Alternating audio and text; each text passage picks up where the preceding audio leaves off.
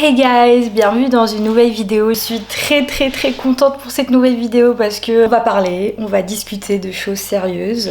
Je vais pas juste vous montrer des endroits etc. Mais là vraiment on va se poser, on va parler. C'est vrai que voilà, it's not a bed of roses to grow up. It's not a bed of roses to be an adult. However, the good news is, on devient plus fort. C'est le plus important. Alors aujourd'hui, on va parler confiance en soi. C'est vrai que la confiance en soi, c'est un sujet très vague, mais c'est important d'en parler parce que c'est la clé de la réussite. Quelqu'un qui a du mal à croire en lui-même, ça va être difficile pour lui d'atteindre ses objectifs, etc. La première chose, c'est vraiment de prendre conscience de sa situation, de se remettre en question et de se dire aujourd'hui, pourquoi je n'ai pas confiance en moi. C'est important d'avoir cette conversation avec soi-même et de se dire pourquoi aujourd'hui j'ai pas confiance en moi. Parce qu'il y a bien une raison.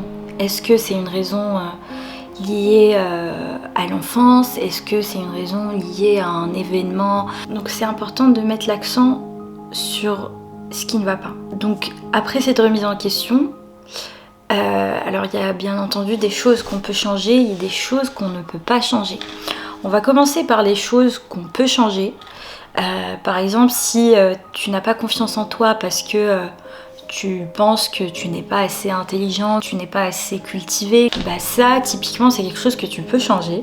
Heureusement que le cerveau humain apprend, mais apprend vite. Il faut juste la volonté. En fait, cette volonté, elle est là.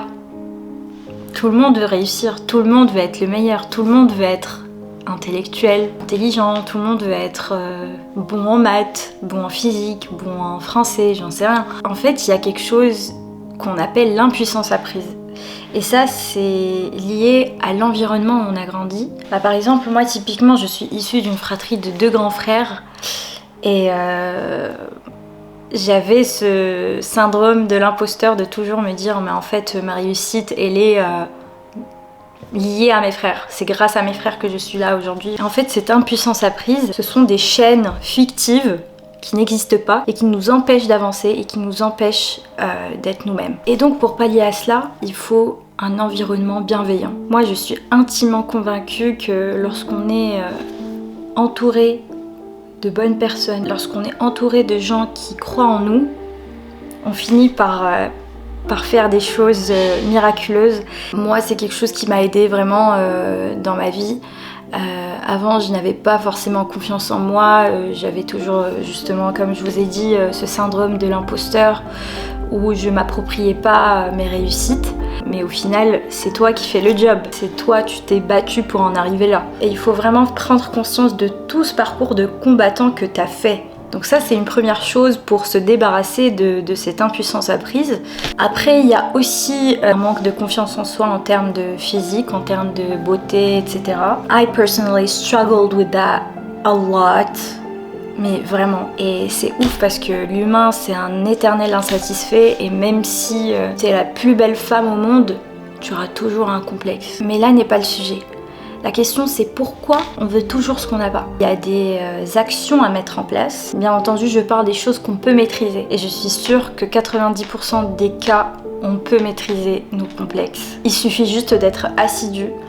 J'ai oublié le bout de ma pensée.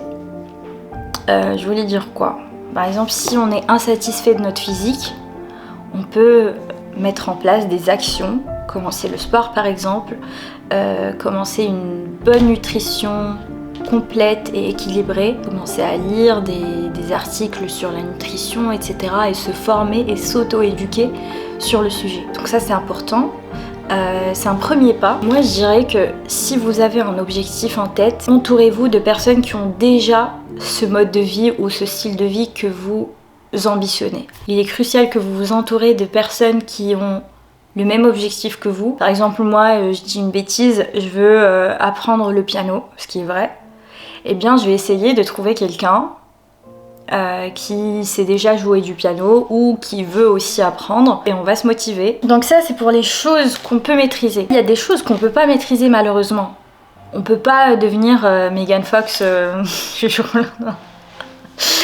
Mais malheureusement, but you're beautiful the way you are. Don't ever forget this. Don't ever forget this. En fait, c'est hyper difficile, surtout dans notre société où genre on est sur Instagram, on a que des frappes, on a que des bombes atomiques. Et de même pour les mecs, hein. Genre les mecs aussi, c'est très tabou de parler des complexes masculins, mais ils ont aussi leurs petits démons, hein. Et je respecte beaucoup les mecs qui parlent de leurs complexes. C'est hyper audacieux, j'adore, vraiment. Après il va pas crier sur tous les toits c'est complexe, mais l'idée c'est vraiment de se dire que c'est ok en fait d'avoir des complexes en tant qu'homme. En fait le but c'est vraiment de rendre la vulnérabilité masculine quelque chose de normal, et je trouve qu'on n'en parle pas assez. Là n'est pas le sujet, mais voilà, il y a des choses qu'on peut pas maîtriser, et il faut les accepter, il faut s'accepter. Ça c'est quelque chose de primordial. Tu vas me dire oui Soukaina, ok, tu me dis il faut s'accepter, mais comment? Bonne question. Bah je sais pas. Non, je rigole. En fait c'est une question de temps. Et oui, c'est une question de temps. C'est simple et c'est compliqué en même temps. Le temps guérit tout. Je suis sûre que le temps guérit tout. Et en fait, il faut passer par des moments de quête de soi. Tu sais pas encore qui tu es.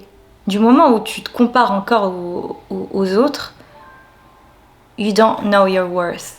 Guys, I don't know what's wrong with my camera. Elle veut plus marcher. Bref, donc là je filme avec mon téléphone. Je suis vraiment désolée si ça renvoie pas bien. Alors je disais que du coup du moment où tu sais qui tu es, tout va beaucoup mieux. Tu vas me dire, mais c'est quoi savoir qui on est? It sounds weird, right? Eh bien, savoir qui on est, c'est vraiment reconnaître nos valeurs, nos principes, notre vécu. Les gars, je suis vraiment désolée. Genre vraiment, là, c'est le moment de se désabonner, là. Vraiment, il n'y a rien qui va. Je suis la youtubeuse la plus éclatée, la plus minable. Il n'y a pas. Je me suis mise en pige parce qu'il fait très très froid. Il n'y a pas à faire aussi froid en fait. Enfin bref, je reviens. Désolée, il y a ma caméra qui me lâche. Plus sérieusement, en fait, une fois qu'on a conscience de qui on est, on ressent même pas le besoin de se comparer en fait. You're just like, I know my worth.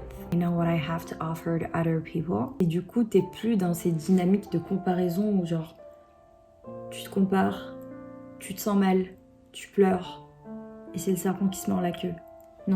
Là, quand ça te traverse l'esprit, tu te reprends en main et tu te dis, mais c'est pas ça qui compte. Les raisons superficielles, c'est pas ce qu'il y a de plus important. Le plus important, c'est les valeurs, c'est les principes, c'est le fait d'être gentil, c'est de ne pas faire du mal à personne. C'est ça qui compte au final. Eh bien écoutez, cette vidéo touche à sa fin. N'hésitez pas à me donner des idées de vidéos, des idées de sujets que vous voulez que j'aborde. J'ai pas la science infuse, mais je ferai de mon mieux d'aborder les sujets avec ma vision des choses. En tout cas, j'ai adoré ce format de vidéo. Je pense que je ferai une autre vidéo sur la méditation. C'est un sujet qui particulièrement suscite mon intérêt au vu de l'importance de la méditation. Il est important de se retrouver avec soi-même et de cogiter. C'est le but ultime de la méditation. Si vous êtes croyant, c'est la prière. Il n'y a rien de plus beau. Si vous n'êtes pas croyant, vous pouvez juste lire votre livre favori, vous regardez votre meilleur film, vous vous posez devant la cheminée. Il n'y a pas de règle en fait. Dans la méditation, il n'y a pas de règle du moment où vous vous sentez bien. Merci d'avoir regardé cette vidéo jusqu'à la fin. Je vous fais de gros bisous. Bisous.